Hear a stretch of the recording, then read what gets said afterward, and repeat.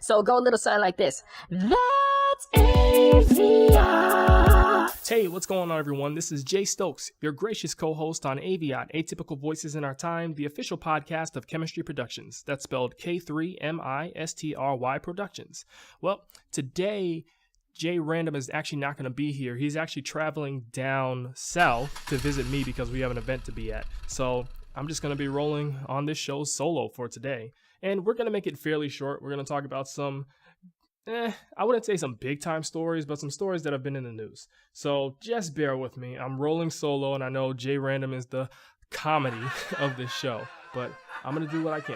So basically, I want to start off with some somber news, and that is dealing with this mass shooting that happened in a Denver area charter school over on Tuesday of this week right here. And in this shooting, there were two students involved in this shooting, and they actually got the guns from one of the students' parents' homes, I believe. And in this shooting that happened at the school, one student was actually killed trying to protect the other students from getting shot in the process. And this student's name was Kendrick Ray Castillo. He was 18 years old, and I definitely feel for him and his family, but he died a hero, and that is something definitely to be celebrated.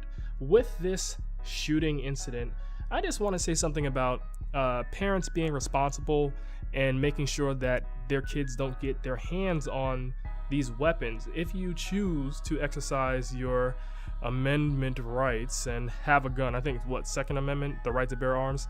If you want to carry a gun, if you want to have a gun, then yes, that's cool and all. Even though I think AR-15s and these assault weapons are ridiculous, but whatever. If you decide to have a gun, you definitely have to keep them out of the reach of irresponsible users or children who could potentially use them to carry out a mass shooting at a school like this. And oh shoot, I don't know what that sound is right now. There is a plane literally flying over my apartment. So just bear with me with that. Okay. I think it's gone now. So anyways, with this mass shooting, yes, it was terrible. And we definitely have to talk about our gun laws in this country. We definitely have to talk about responsible gun owners, responsible people with guns. It's a never-ending topic. And I really think unless we get money involved and we really get everybody on one front that are saying we want to protect our kids and we want to protect our country and our environment, then there won't be any change. We have to make sure that we are educating people on the do's and don'ts of owning and having guns. We need to make sure that people are safe. We have to stop thinking about just ourselves and think about the country and society as a whole, because that's the only way we can progress. Obviously, I don't have all the answers and there's no silver bullet approach, but this is the best thing I could think of at the time. So rest in peace, Mr. Castillo, and we definitely honor you on this day. So let's get into a brighter story. And well, I wouldn't say this is a brighter story, but it's definitely not as gloomy as this. Although the backlash that happened because of it, it kind of got on my nerves. So what happened is there's a show called Red Table Talk, and this show stars Jada Pinkett Smith, the wife of Will Smith. She also has her own career, so I don't want to just say she's his wife, but yeah, that's how some people know her. And then her daughter Willow and her mother Adrienne Banfield Norris. I don't know where I got Branford from. Adrienne Banfield Norris. They have this show called Red Table Talk, and it's featured on Facebook Watch. And what they do on the show is they talk to different people, different groups about topics involving relationships, marriage, what have you. And a show that just aired on May 6th, which is it was the first episode of their new season of the show, featured the Curry family. And this is the family of famous NBA star Steph Curry. So his wife Ayesha was there, his mother, his sister, I think another person, but that doesn't matter. What we're doing right now is we're going to focus on Ayesha Curry, because Ayesha Curry, being the wife of Steph Curry, people know about her. People know about her from her cooking, but a lot of people just know her as the wife of Steph Curry. So on this show, she actually had a comment to say about Steph Curry and the groupies that follow him because, I mean, he's a famous guy. He basically changed the face of the NBA in terms of the shooting, how everybody wants to shoot threes from everywhere now, even though Gilbert Arenas really started doing those half-court threes like way back when, but that's neither here nor there. Yes, But yeah, she was just talking about the groupies that approach him and how she doesn't like it. And she also made this comment, and this comment got a lot of people on social media to start talking. That really bothers me and like honestly has given me a sense of a little bit of an insecurity is the fact that, yeah, like there are all these women like throwing themselves, but me, like the past 10 years, like I don't have any of that. Like I have zero, it sounds weird, but like male attention. And so then like I begin to internalize it and I'm like, is something wrong with me? You're not looking. What? You're not even looking. But I'm going to tell you something.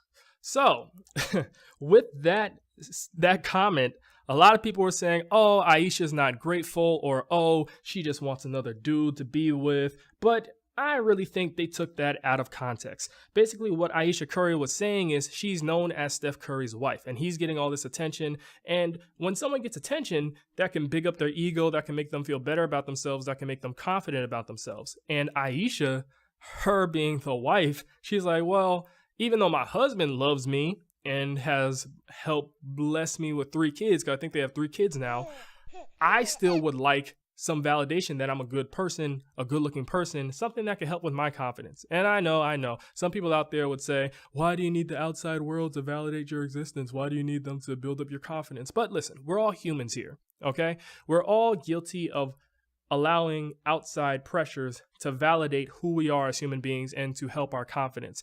Who wouldn't want a person, let's say you are a male and some nice looking women come by and they say, if you're a straight male, obviously, or maybe if you're a gay male, some nice looking women come by and they say, oh, you look really cute. You look very attractive. I mean, that's going to be a confidence booster because you're thinking to yourself, wow, these people actually took time out of their day to look at me and say, this guy is attractive.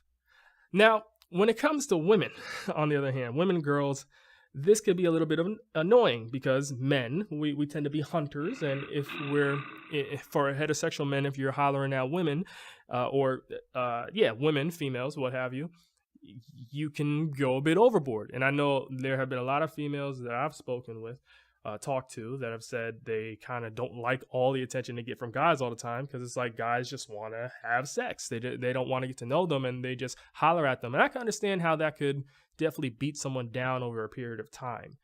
But still, these women are getting attention. And if they weren't, they might end up like Ayesha Curry, where they're saying, yo, well, I would like some attention. Excuse me. Let me drink this water right fast because I've been rolling.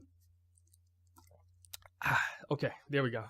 This is usually where Jay Random comes in and he just takes over the show and just says something outlandish like, I don't know, I'm hungry. Nah, he wouldn't say that. He'd probably say something like, hey, you know something about chicken sandwiches? I'm like, what about chicken sandwiches? And he'd be like, chicken sandwiches, man, it's all a scam. We really need meat in our sandwiches. He'd say something random like that, and then I hit the random button like now. Random. And then we just keep going with the show. So back to my point.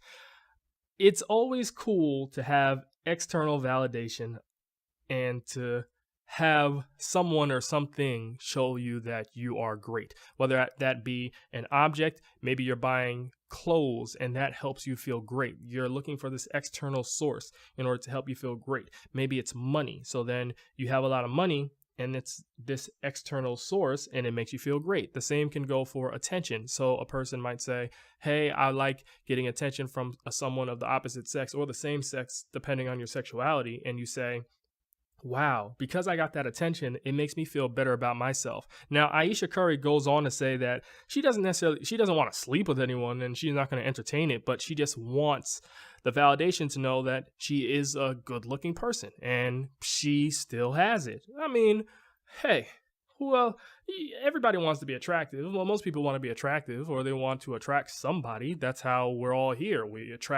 Our parents attracted somebody, our grandparents attracted somebody, and then they did the do, and then, hey, we ended up here. That's just the natural course of life. people want to attract one another. They want to procreate, maybe on a subconscious level. They want to have a partner. They want to be with someone. They want to form a bond. And that is the circle of life. Dang, got deep right there. Yeah, that's what I'm talking about. Anywho, I think that the people that have been basically chastising Ayesha Curry and saying that she's ungrateful and yada, yada, yada, they just need to calm down because it's not that serious. She just wants to be found attractive by people other than her husband, which I think is totally fine. And I don't think she's going to act on that. So there's that. The last topic that I want to talk about today actually involves Paul Pierce. So Paul Pierce said this not too long ago. It goes from here. Whoa. So is this over? I think it's over. This series is over. I think it's over. I think it's over. So that was basically talking about the Milwaukee Bucks and Boston Celtics series. I don't know if you follow basketball out there, but these two teams met in the semifinals, before the conference finals. They're in the semifinals of the NBA playoffs. And the Boston Celtics blew out the Milwaukee Bucks on the first game that they played. It's the best out of 7. And so, no, not the best out of 7. Yeah, it is the best out of 7. Is it? Yeah, the best out of 7. So they blew them out in the first game. And what happened was people were starting to doubt that Milwaukee could make it to the conference finals in the Eastern Conference in the NBA playoffs. And Paul Pierce was one of those people. And right there, he was saying, I don't think Milwaukee's going to beat Boston, yada, yada, yada.